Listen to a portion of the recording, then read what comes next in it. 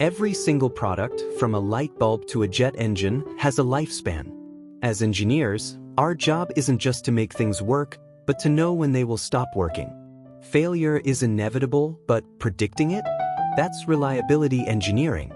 Today, we are looking at the single most powerful statistical method for failure prediction, Weibull analysis. We'll use this free, interactive online calculator to show you how to take raw failure data and turn it into precise, actionable insights. If you work in maintenance, design, or quality control, understanding the Weibull distribution is non-negotiable. The Weibull distribution gets its name from Swedish engineer Valodi Weibull, who formalized it in the 1930s and 40s. He initially used it to model things like the tensile strength of materials and the size distribution of particles. Its widespread use in reliability engineering came later, driven by a key advantage. Standard statistical distributions, like the normal curve, assume failure is symmetrical and can happen below zero. But physical products only fail after they've been operating.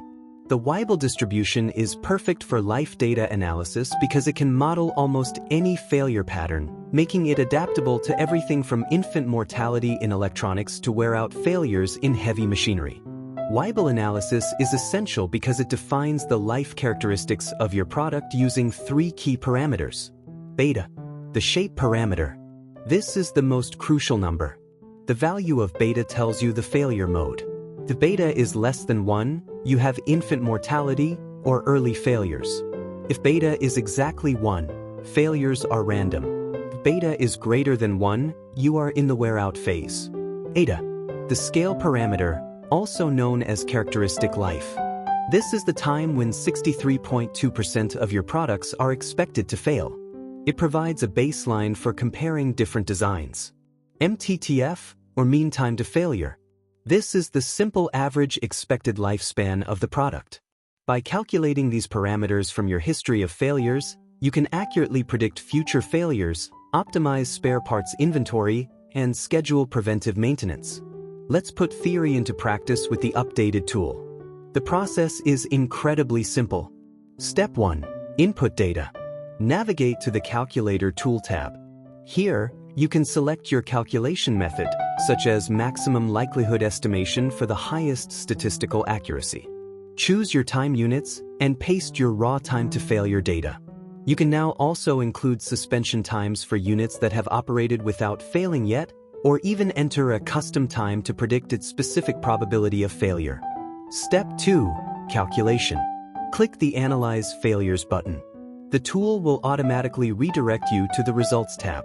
It instantly calculates your core parameters, beta, eta, MTTF, and your R-squared value. It goes further by analyzing your specific failure mode, calculating key percentiles like B10, B50, and B90, and providing 95% confidence intervals. Step 3. Visualization. This is where the magic happens. The tool generates the Weibull probability plot to confirm if the distribution is a good fit for your data. But it doesn't stop there. It also automatically builds comprehensive charts for probability density, cumulative distribution, the hazard function, and the reliability function, giving you a complete visual profile of your product. Step 4. Record keeping. Scroll down to review the descriptive statistics of your sample. You can use the Add to List button to keep a running record of multiple analyses. Once you're done, simply click Export all results to Excel for formal reporting and documentation. Weibull analysis gives you the power to see into the future of your product's life cycle. It replaces guesswork with statistical certainty, helping you transition from reactive repairs to proactive, data-driven maintenance. The link to this free Weibull analysis tool is in the description below.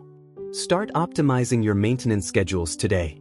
What is your biggest challenge in predicting product failures? Let me know in the comments. Don't forget to like and subscribe for more reliability engineering tools.